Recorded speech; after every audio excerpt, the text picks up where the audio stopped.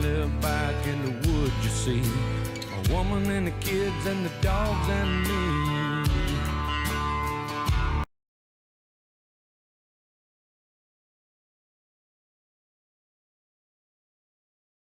Alright guys, we're working on the beast again. The shimmy, or the wandering that we were feeling, turns out took it to the Ford house because I wanted to get a second opinion. Focus, you son of a bitch. Focus!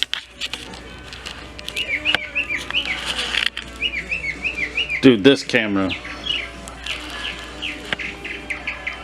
Anyway, that boot's blown out, and the ball joint, or the ball joint part of the tie rod end is basically shit. So I got 2 new ones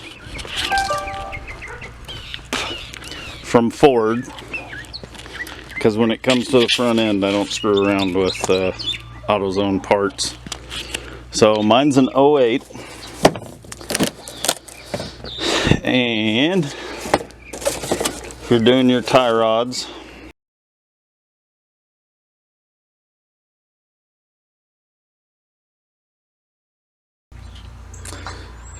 so this is the part number you'll need.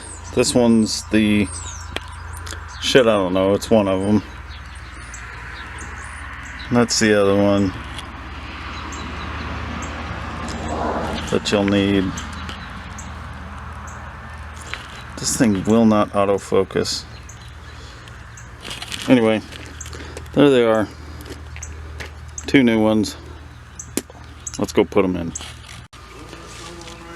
Alright, so here it is out. I forgot to start the video before I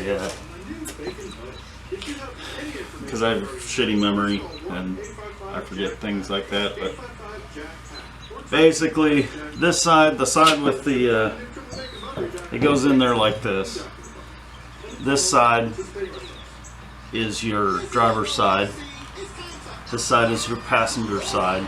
It's kind of hard to get these in upside down, but you possibly could, so I'll show it. See the difference? There's like a coned bushing that goes up into the knuckle, whatever the hell you want to call it. This goes up, flat side goes down.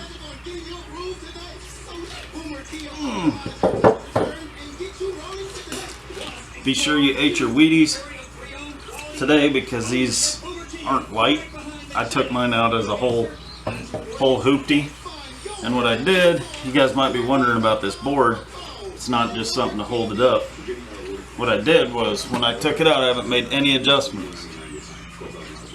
In order to get it sort of close, I took these 2 2x4s, put one down at the end here, butted it up against this 2x4, and screwed another one down.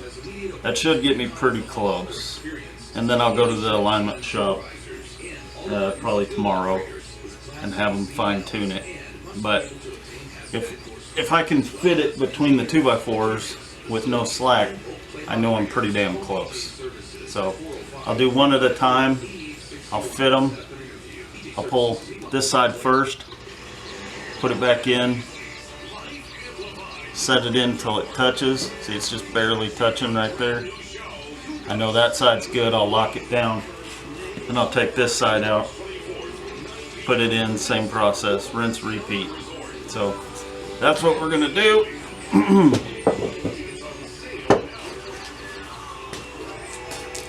I'm not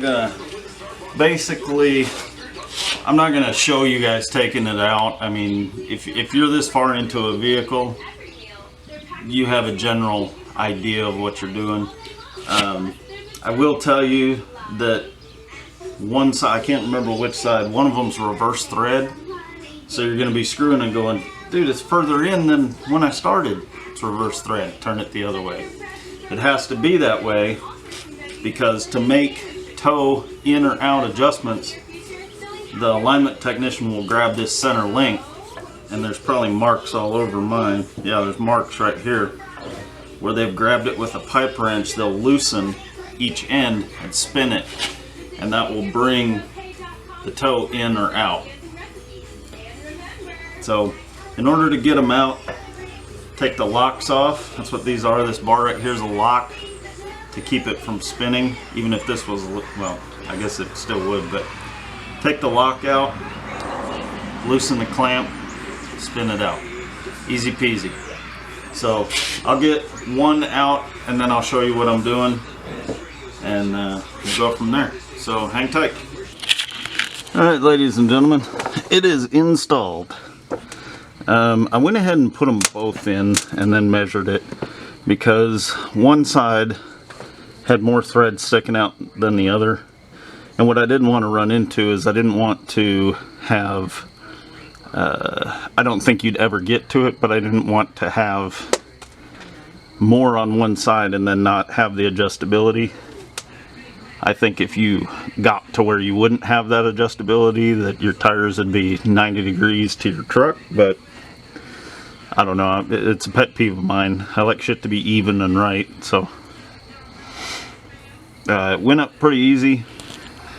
Looks all fancy, nice and new. It's kind of hid by my dampener. This Rough Country dual stabilizer is a hell of a product, man. I'm very, very happy with it. It as I bash the camera, it mounts to the front diff right there. It takes 2 bolts out of the diff and then a U-bolt on the back, and it,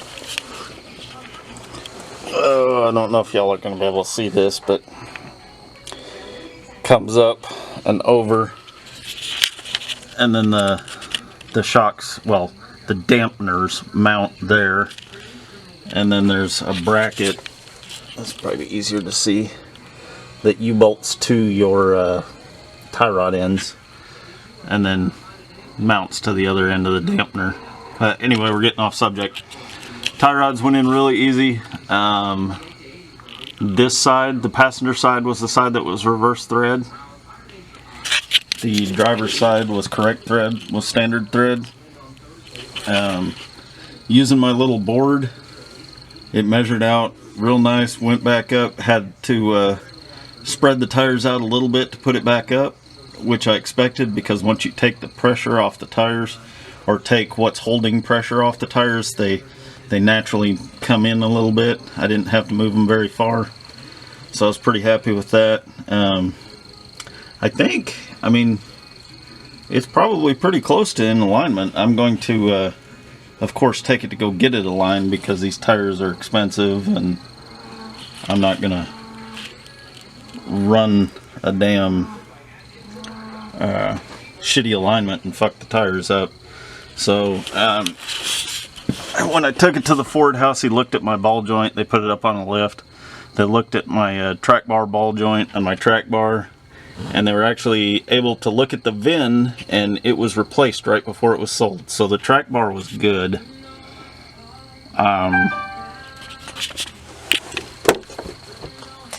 The mechanic that I talked to at Joe Cooper Ford said that he had never seen the radius bar bushings be replaced on a truck that wasn't wrecked. So they saved me some money, because that's what I was going to buy and that's what I was going to replace. And they said there's really no point in that. They're probably just fine. And they looked at them and they were. The flex that we were seeing on the previous video, I was told by a Ford technician that that is normal with the monobeam suspension. So that's why we moved on to the tie rods. Did those. They're all done. And yeah, we're gonna see how it works. But till next time, guys, thanks for watching.